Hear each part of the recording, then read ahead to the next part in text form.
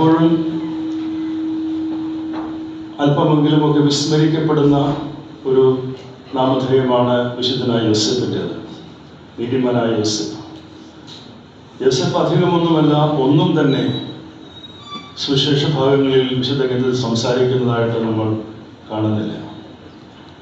അദ്ദേഹം എപ്പോഴും ദൈവാനുഭവമുള്ള, ദൈവം വെളിപ്പെടുത്തുന്ന കാര്യങ്ങൾക്ക്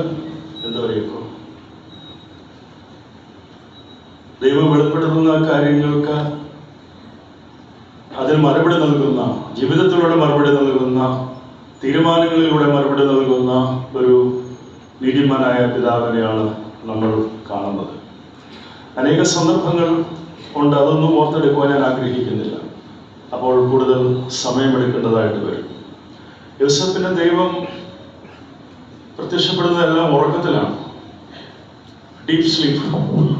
ഇന്ന് ഡീപ് സ്ലീപ്പൊക്കെ കിട്ടുന്ന എത്ര ആൾക്കാരുണ്ട് എനിക്കറിയില്ല, എനിക്ക് കിട്ടുന്നില്ല. എന്തായാലും നല്ല ഉറക്കം ഇത്രയും വലിയ ഒരു യാത്രയിൽ, അതും മനുഷ്യന്റെ ബുദ്ധിക്കും ചിന്തകൾക്കുമൊക്കെ അതീതമായിട്ടുള്ള ഒരു യാത്രയിൽ ദൈവം പ്രത്യക്ഷപ്പെട്ട് ദൈവം പറയുന്നത്, കൽപ്പിക്കുന്നത് അതുപടി അനുസരിക്കുന്ന മൗനത്തിലൂടെ സ്വപ്നത്തിലൂടെ ദൈവ താല്പര്യങ്ങൾക്ക് വിധേയപ്പെട്ടുകൊണ്ട് സഞ്ചരിക്കുന്ന ഒരു തിരു കുടുംബത്തിൻ്റെ നാഥനെ കുറിച്ചാണ്, ഒരു വളർത്തപ്പനെ കുറിച്ചാണ് വീണ്ടും ഇന്നത്തെ സുവിശേഷ ഭാഗം ചർച്ചയ്ക്കെടുക്കുന്നത്. അനുഗ്രഹിക്കപ്പെട്ടവരെ, വലിയ യാഥാർത്ഥ്യങ്ങളിലേക്ക് യേശുവിൻ്റെ പിറവിക്ക് ശേഷമുള്ള കുടുംബജീവിതത്തിൽ നമ്മെ കൂട്ടിക്കൊണ്ടു പോകുന്നു. എന്നാൽ ദൈവം പറഞ്ഞതുപോലെ ദൈവം മനുഷ്യനായി വന്നു. ഇത് സാധാരണ കുടുംബത്തിൻ്റെ മുഴുവൻ സംഘർഷങ്ങളും അനുഭവിച്ച ഒരു കുടുംബത്തിലെ അപ്പനും അമ്മയും. ഒരു ദിവസം യാത്ര തിരിക്കുമ്പോൾ മാത്രമാണ് മകൻ കൂടെയില്ല എന്നുള്ള കാര്യം പറയുന്നത്. യെരൂശലേമിൽ അദ്ദേഹം അവിടെ തന്നെ ഇരുന്നു, കൂട്ടുകാരോട് ഉണ്ടാകാമെന്ന് കരുതി. അവിടെ മാതാവിൻ്റെയും പിതാവിൻ്റെയും ഉത്തരവാദിത്വ ബോധമില്ലായ്മയെ കുറിച്ചൊക്കെ ചിലരൊക്കെ വ്യാഖ്യാനിക്കാറുണ്ട്. എന്നാൽ നഷ്ടപ്പെടൽ വളരെ വേഗം സംഭവിക്കുന്ന ഒന്നാണ്. നഷ്ടപ്പെടൽ നമ്മുടെയൊക്കെ ജീവിതത്തിൽ നമ്മൾ മക്കളും ഒക്കെയായിട്ട് ജീവിക്കുന്നവരാണ്. ഒരു മകൻ അല്ലെങ്കിൽ ഒരു മകൾ ഒരു പക്ഷേങ്കിൽ പെട്ടെന്നായിരിക്കും നഷ്ടപ്പെടുന്നത്. പിന്നെ അന്വേഷിച്ച് കണ്ടെത്തണമെങ്കിൽ ദിവസങ്ങളെടുക്കും. ഇവിടെയും അത് തന്നെയാണ് സംഭവിച്ചത്. യോസേഫും മറിയാമും എല്ലായിടത്തും തിരക്കി, പക്ഷേ കണ്ടുകിട്ടിയില്ല. അവസാനം ചെന്നെത്തിയത് ദേവാലയത്തിൽ തന്നെയാണ്. ഇതെല്ലാം നമുക്ക് തരുന്ന ഒരു വലിയ സന്ദേശമുണ്ട്. നഷ്ടങ്ങൾ വളരെ പെട്ടെന്നായിരിക്കും, എന്നാൽ അവിടെയെല്ലാം ഒരു ദൈവാനുഭവമുള്ള, ജീവിതത്തിൽ വളരുവാനുള്ള ഇച്ഛാശക്തിയും, എങ്ങനെയൊക്കെ കറങ്ങിത്തിരിഞ്ഞാലും ദൈവസന്നിധിയിൽ, ദൈവാലയത്തിൽ, അതല്ലെങ്കിൽ ദൈവത്തിൻ്റെ കൽപ്പനകൾ, അവിടുത്തെ പ്രമാണങ്ങൾ അനുസരിച്ച് ജീവിക്കാമെന്നുള്ളതായ ഒരു ആത്യന്തികമായ വിചാരം, ഒരു മനസ്സ് ഉണ്ടാവുക എന്നുള്ളത് വളർച്ചയുടെ ഘട്ടത്തിൽ വളരെ പ്രാധാന്യമർഹിക്കുന്ന ഒന്ന് തന്നെയാണ്. ദൈവശബ്ദം കേൾക്കുന്ന കുടുംബനാഥനെ കുറിച്ചാണ് നമ്മൾ ഇവിടെ ചർച്ച ചെയ്യുന്നത്. കർത്താവിന്റെ ദൂതൻ വീണ്ടും സ്വപ്നത്തിൽ പ്രത്യക്ഷനായി. ഇവിടെ യോസേഫിനെ സംബന്ധിച്ചിടത്തോളം അദ്ദേഹം വലിയ പ്രഭാഷണങ്ങളൊന്നും നടത്തുന്നില്ല. മറിയാമിനെ സംബന്ധിച്ച് മറിയാം ഒരു പാട്ട് പാടിയിട്ടുണ്ട്. ഗബ്രിയേൽ മാലാഖയുമായിട്ടുള്ള സംവാദത്തിൽ മറിയാം ചില കാര്യങ്ങൾ പറയുന്നുണ്ട്. അതല്ലാതെ കൂടുതലായിട്ടൊന്നും തന്നെ. എന്നാൽ ആ വളരെ ചെറിയ പാട്ടിൽ തന്നെ കർത്താവിന്റെ വരവിനെ വഴിയൊരുക്കുന്ന രീതിയിലുള്ള ദൈവരാജ്യത്തെ കുറിച്ചുള്ള എല്ലാ സങ്കല്പങ്ങളും, ലിബറേഷൻ തിയോളജി, അതെല്ലാം അതിൽ അടങ്ങിയിട്ടുണ്ട്. എന്നാൽ യോസേഫിനെ സംബന്ധിച്ചിടത്തോളം നീതിമാനായ യോസേഫ് എവിടെയും ഒന്ന് മിണ്ടി കേൾക്കുന്നതായി നമ്മൾ കാണുന്നില്ല. നിശബ്ദതയിൽ ദൈവശബ്ദം കേൾക്കുന്ന ഒരു പിതാവ്, അത് വളരെ പ്രധാനപ്പെട്ട ഒരു ചിന്തയാണ് നമ്മുടെ ഇന്നത്തെ ശബ്ദമലീമസമായ തിരക്കുള്ള നമ്മുടെ ഇന്നത്തെ ജീവിതത്തിൽ. പ്രസംഗങ്ങളിലല്ല, അത്ഭുതങ്ങളിലുമല്ല, നിശബ്ദമായ അനുസരണയിലേക്ക് നമുക്ക് എങ്ങനെ നടന്നടുക്കുവാൻ സാധിക്കും എന്നുള്ളത് നമ്മുടെ സാധാരണ ജീവിതത്തിലെ ഒരു ചിന്തയ്ക്ക് വളരെ പ്രാധാന്യമർഹിക്കുന്നതാണ്. ഒരു സ്പീഡ് ലൈഫാണ് ന്യൂയോർക്കിലേക്ക് പോലെ നമ്മുടെ ബോംബെയിലുമൊക്കെ. ഉറക്കമില്ലാത്ത അല്ലെങ്കിൽ ഉറങ്ങാത്ത പട്ടണം എന്നൊക്കെ ഇതിനെക്കുറിച്ചൊക്കെ പറയാറുണ്ട്. അങ്ങനെയുള്ള വളരെ വേഗത്തിൽ സഞ്ചരിക്കുന്ന, വളരെ വേഗത്തിൽ രണ്ടറ്റവും കൂട്ടിമുട്ടിക്കുവാനായിട്ട് ഓടുന്ന ഒരു സംസ്കാരമാണ് ഇങ്ങനെയുള്ള സീരീസ് ലൈഫിലൊക്കെ എല്ലാവരും ഒക്കെ ബന്ധപ്പെട്ടു പോകുന്നത്. ഇന്ന് പല കുടുംബനാഥന്മാരും പല കുടുംബിനികളും യഥാർത്ഥത്തിൽ ജോലിയുടെ സമ്മർദ്ദമുണ്ട്. ടാർഗറ്റ്സ് ഒക്കെ പൂർത്തിയാക്കണം. ഉദ്യോഗസ്ഥരുടെ ജോലിയും കൊണ്ടാണ് വീട്ടിലേക്ക് വരുന്നത്. ജോലിയുടെ പ്രവർത്തനങ്ങളും ഒഴിഞ്ഞുള്ള സമയമൊന്നുമില്ല. അങ്ങനെ വരുമ്പോൾ there is no time for family. അങ്ങനെ ഒരു വലിയ പ്രശ്നം.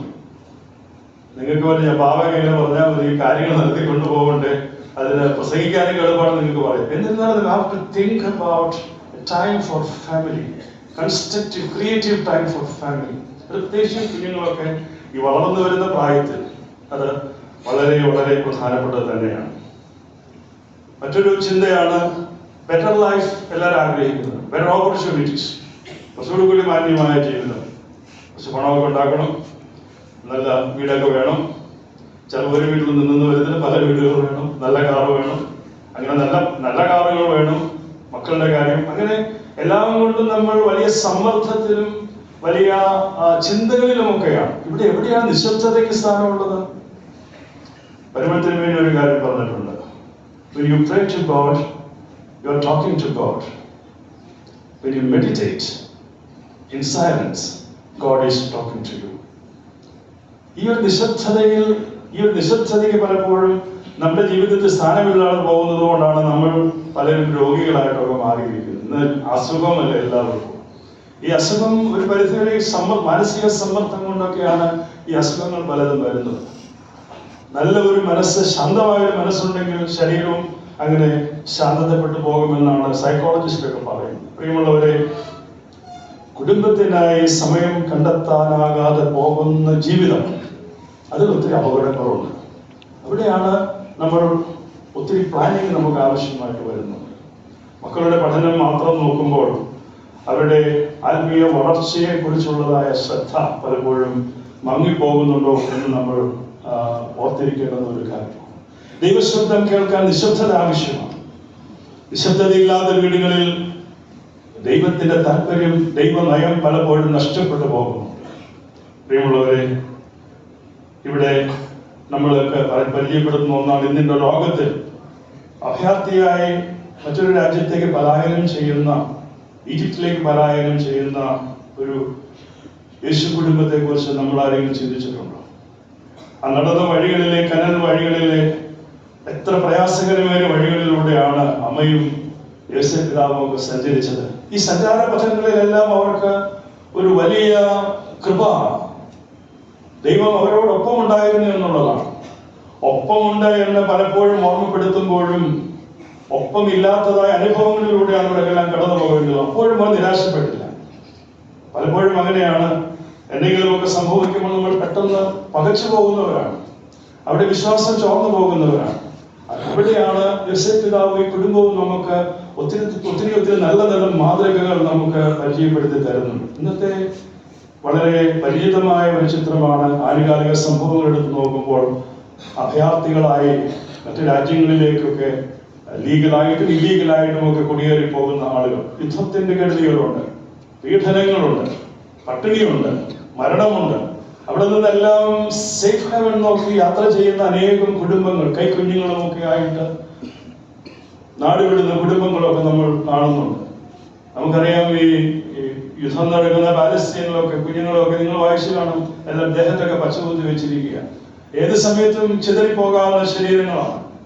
അതുപോലെ തിരിച്ചറിയണമെന്നുണ്ടെങ്കിൽ ഇങ്ങനെയുള്ള അടയാളങ്ങൾ ഉണ്ടെങ്കിൽ മാത്രമേ തിരിച്ചറിയാനായിട്ട് സാധിക്കൂ. അങ്ങനെ യുദ്ധവും പീഡനവും ഒക്കെ ആയി രാജ്യം വിട്ട് പോകേണ്ടി വരുന്ന, പലായനം ചെയ്യേണ്ടി വരുന്ന അനേകം കുടുംബങ്ങൾ നമുക്ക് ചുറ്റുപാടുകളിലും ഒക്കെ ഉണ്ട്.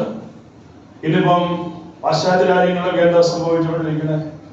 അവിടെ ഈ കുടിയേറ്റക്കാർക്കെതിരെയുള്ള വലിയ പ്രക്ഷോഭം നടക്കുന്നുണ്ട്.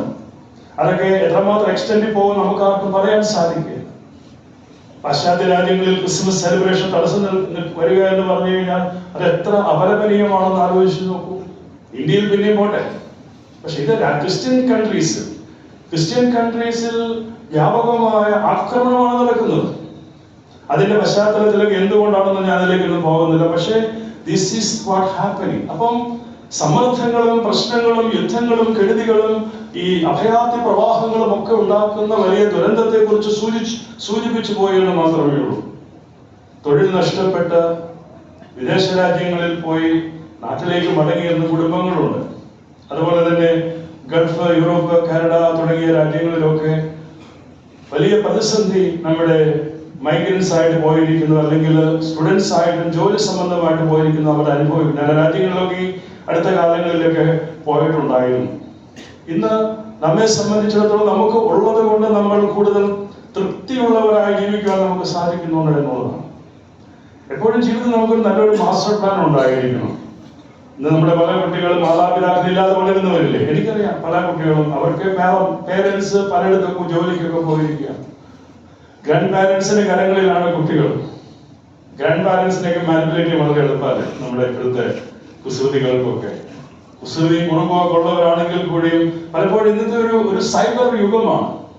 ഈ സൈബർ യുഗത്തിൽ ഈ കുഞ്ഞുങ്ങൾക്ക് വളരെ പെട്ടെന്നാണ് നമ്മുടെ കൈവിട്ടു പോകുന്നത്. ഞാൻ കൺഫ്രണ്ട് ചെയ്യുന്ന ഒരു വിഷയം ഞാൻ നിങ്ങളോട് പറയാം. വെളുപ്പിനെ 2 മണി 10ാം ക്ലാസ്സിൽ പഠിക്കുന്ന കൊച്ചൻ, അവന്റെ മുറിയിൽ വലിയ ശബ്ദം കേട്ടു. അവന് ഗെയിം കളിച്ച് അട്ടഹസിച്ചതാണ്.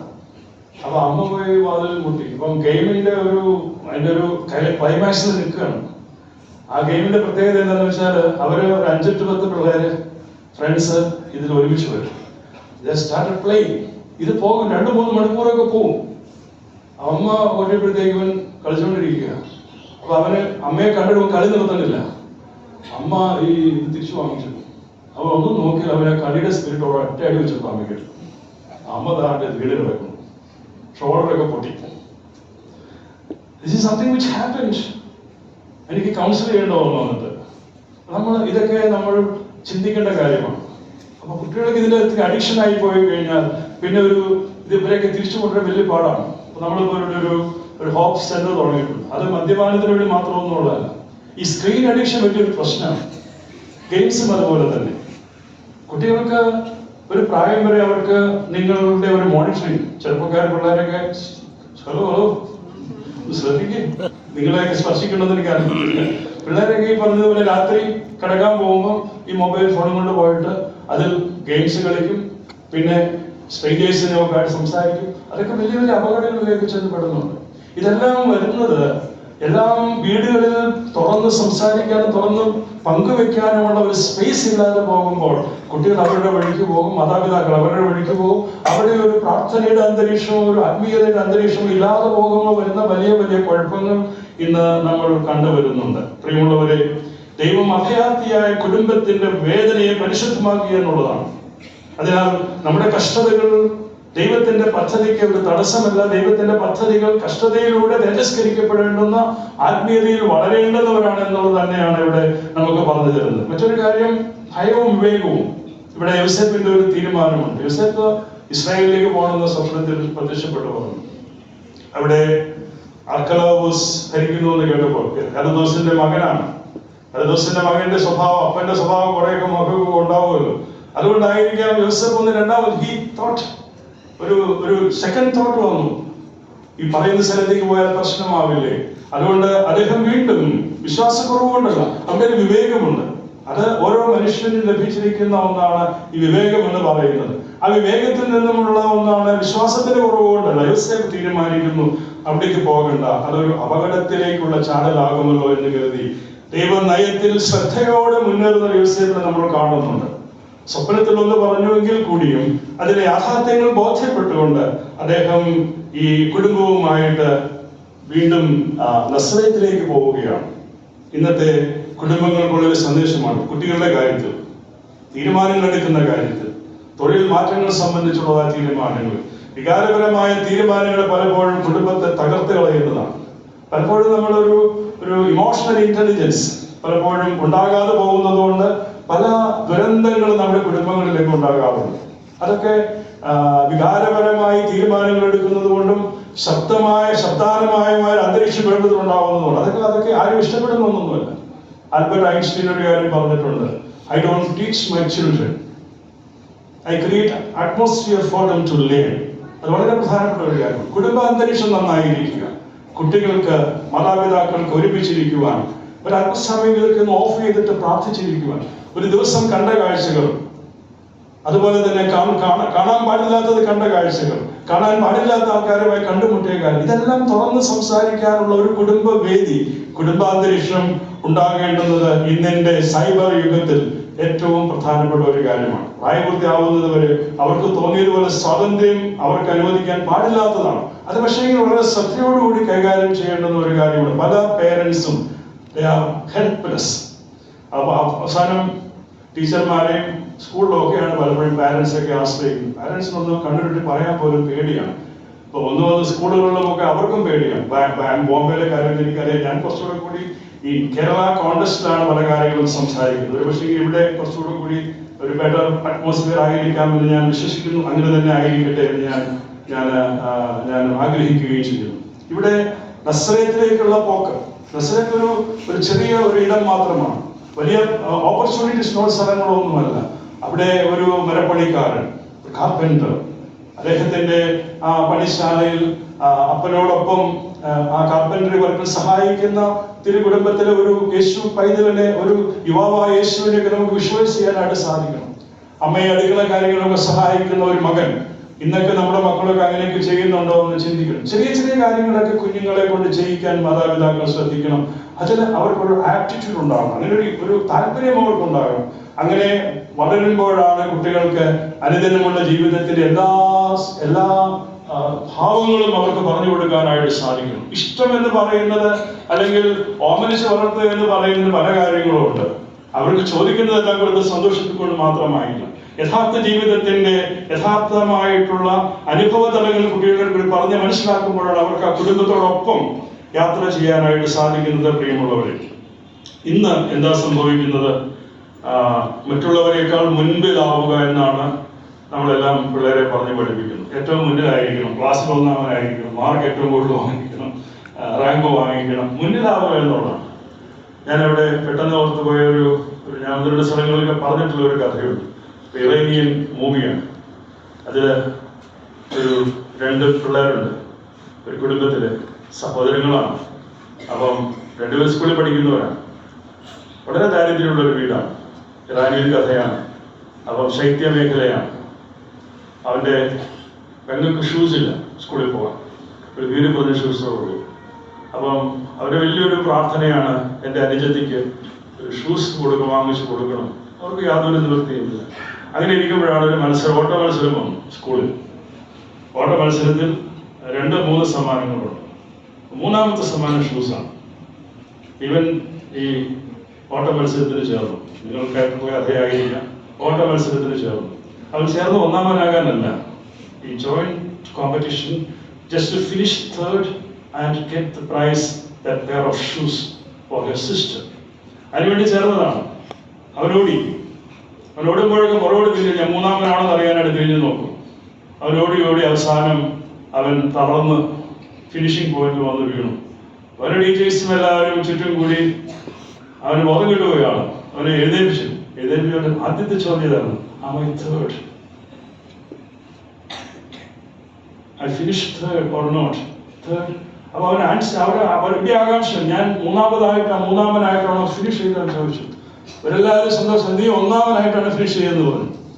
അവിടെയാണ് അവന്റെ കണ്ണിൽ നിന്ന് കണ്ണുനീരാണ് വരുന്നത്. അവൻ സന്തോഷിച്ചില്ല.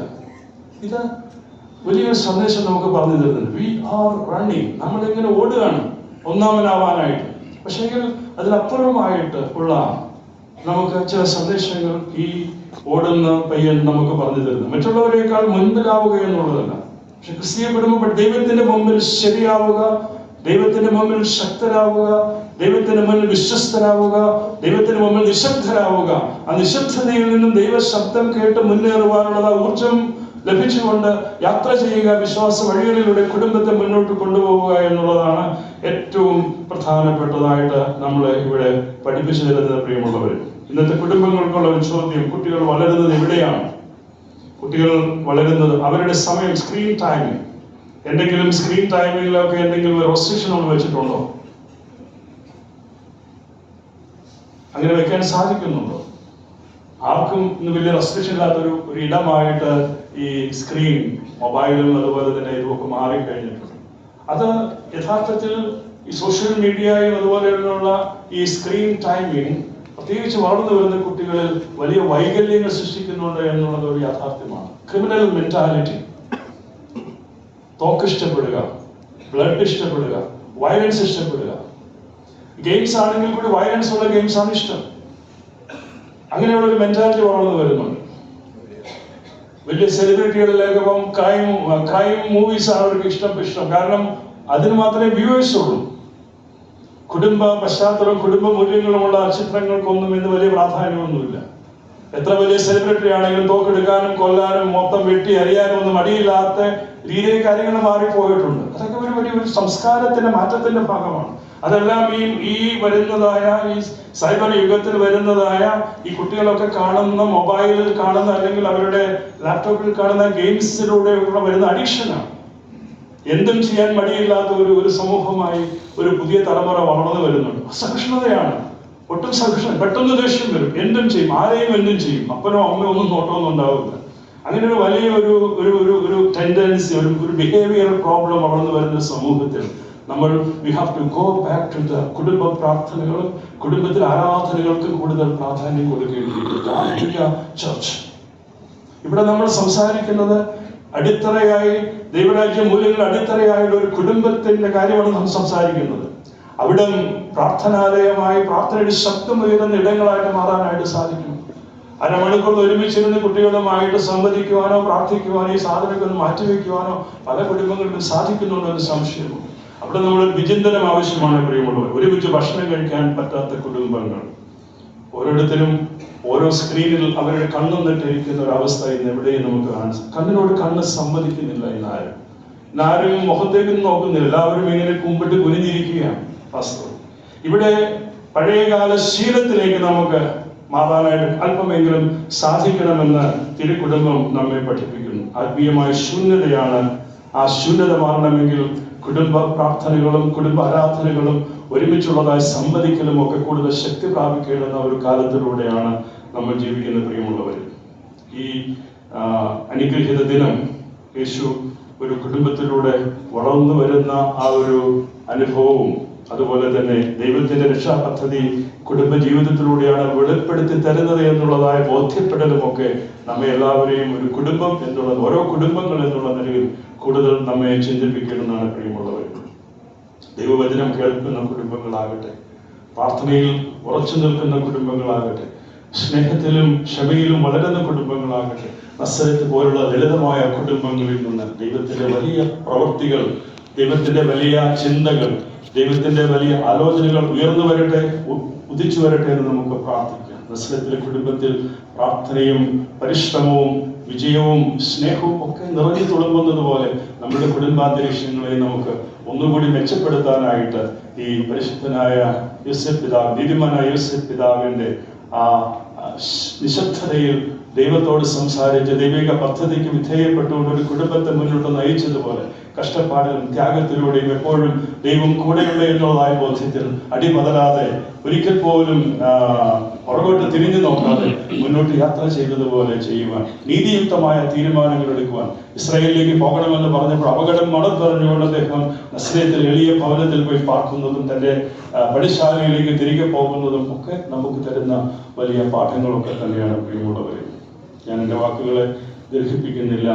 ലാളിത്യവും സ്നേഹവും കരുതലും സംരക്ഷണവും ഒക്കെയുള്ള ഒരു കുടുംബജീവിതം നയിക്കുവാൻ നിങ്ങൾക്ക് എല്ലാവർക്കും കഴിയട്ടെ എന്ന് പ്രാർത്ഥിക്കുന്നു. ക്രിസ്തീയ കുടുംബജീവിതത്തിന്റെ മൂല്യങ്ങൾ ഒട്ടും തന്നെ ചോർന്നു പോകാതെ അതിൻ്റെ എല്ലാ അർത്ഥത്തിലുമുള്ള പ്രവർത്തനങ്ങൾ കാഴ്ചവെക്കുവാൻ ഏവർക്കും കഴിയട്ടെ എന്ന് ഞാൻ ആശംസിക്കുന്നു. നമ്മുടെ ആരാധന കൂട്ടായ്മകളും നമ്മുടെ വിശ്വാസ ജീവിതവും ഒക്കെ അതിന് നിങ്ങളെ കൂടുതൽ പ്രേരിപ്പിക്കുന്നതാകട്ടെ എന്ന് പ്രാർത്ഥിക്കുന്നു, ആശംസിക്കുന്നു.